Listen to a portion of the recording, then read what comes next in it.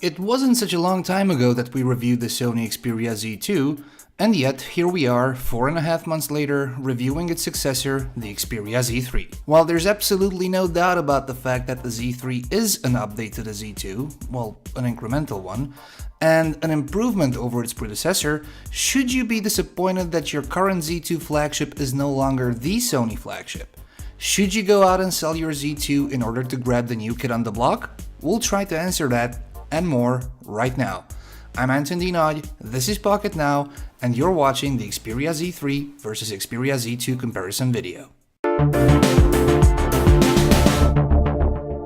Sony committed to releasing a flagship every 6 months, and so far it has delivered on its promise. The Z1 landed in September of 2013, followed by the Z2 at the 2014 MWC in February, and more recently, the Z3 at the 2014 IFA in September. And, so far, every new model was an improvement over the previous one.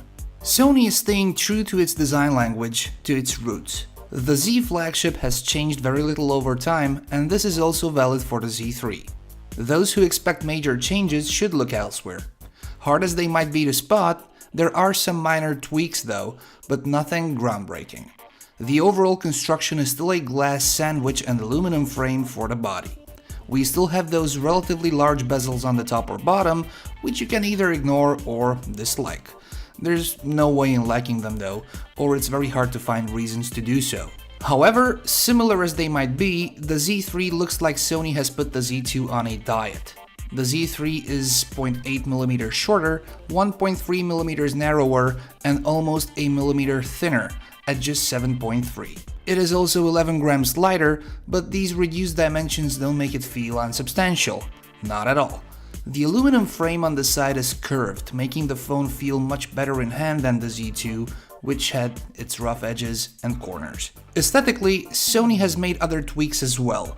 We still have the top and bottom mounted front-firing speakers, which are more powerful and deliver higher quality audio than before, but their design has been slightly changed. The LED notification has also been moved from behind the earpiece on the Z2 to the top left corner on the Z3. The button placement is the same as it was before, with the volume rockers and the classic camera shutter button on the right edge. However, the slots have been moved around a little bit, with the SIM and microSD card tray both residing on the right side this time, instead of one on the left and one on the right on the Z2. And, while talking about build and aesthetics, the Z3 has managed to also improve its ingress protection ratings over the Z2.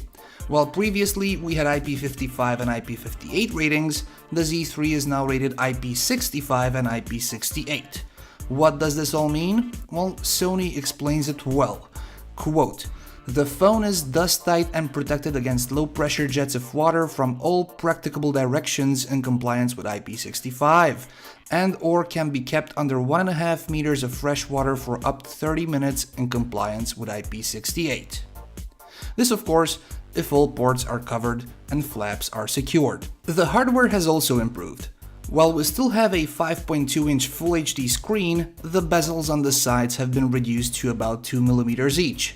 The panel is now brighter. Sony claims it is, quote, "the world's brightest display of leading premium smartphones," of course with some disclaimers, and while still a triluminous unit, the X-Reality engine has been tweaked in order to offer better overall contrast and viewing performance. All of these really make the Z3 a better solution when viewing in direct sunlight, where the Xperia Z2 was really not excelling.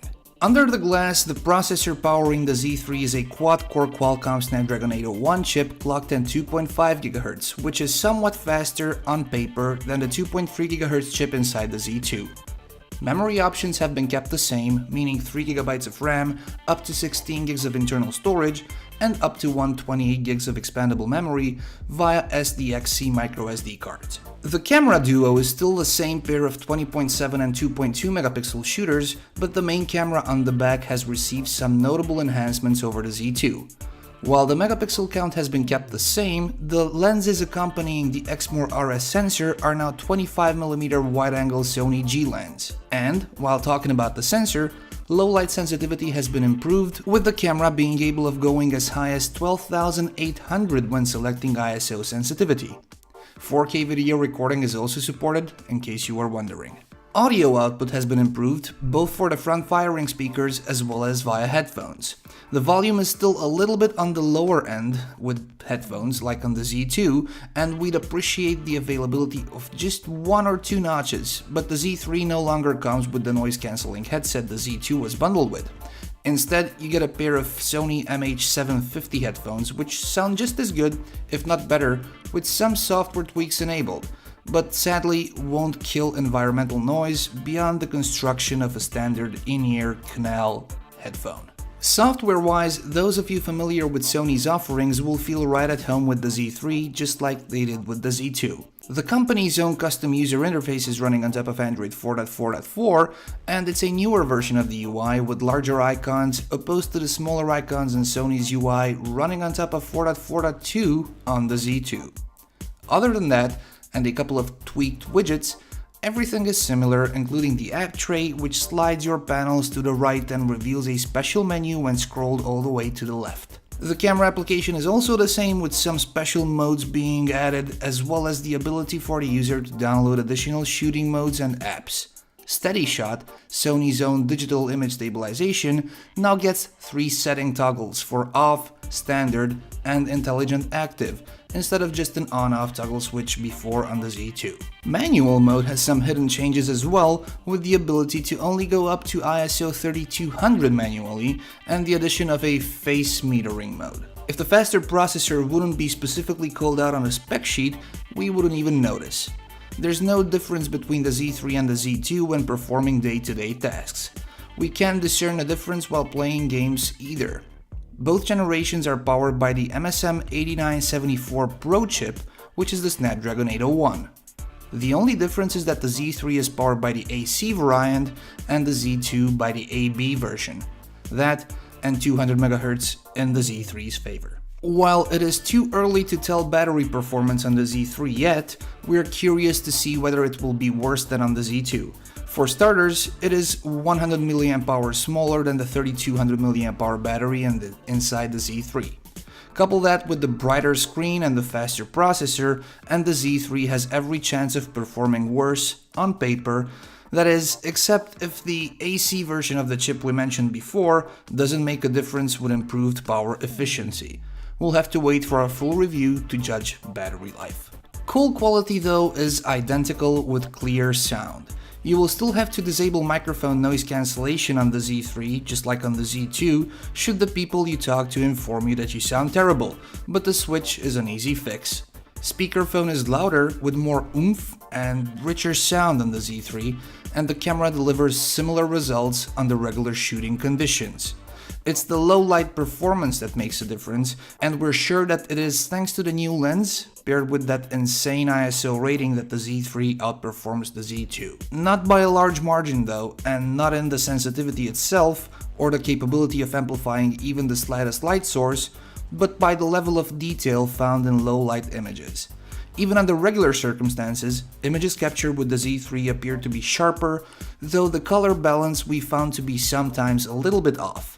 When viewing images individually and away from the scene or subject you are shooting, they look good, but they seem to not stay true to reality, something which only the author of the images can tell, and something we're sure Sony can easily fix with a software patch. Well, time to draw a conclusion, and it would be easier if we'd look at the Z3 by itself and not compared to its predecessor.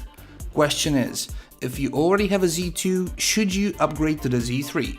If you're a die-hard Sony fan and you have to have the latest, then by all means. In any other case, while the Z3 is definitely a step up from the Z2, you might want to wait for the Z4. Chances are that the improvements on the Z3 won't impress you that much, coming from the Z2. You'll be giving up on a brighter screen, yeah, a camera that has been somewhat improved, not that the previous iteration was a slouch, a slightly faster processor which will bring you unnoticeable speed increase, and about a millimeter of thickness. The Z2 remains a flagship phone that can stand on its own, while the Z3 builds on that, slightly improving it in certain aspects. Bottom line, you cannot go wrong with neither of the two. Folks, stay tuned to Pocket Now, as we'll have lots more on the Sony Xperia Z3, including comparisons with other flagships, devices from the competition, and our full review coming next week. I've been Anton Dinoy. You can follow me on social media. and don't forget to subscribe to Pocket Now's YouTube channel as well as its social media outlets so you don't miss a video like this one when it lands. Until next time, thank you very much for watching, stay safe.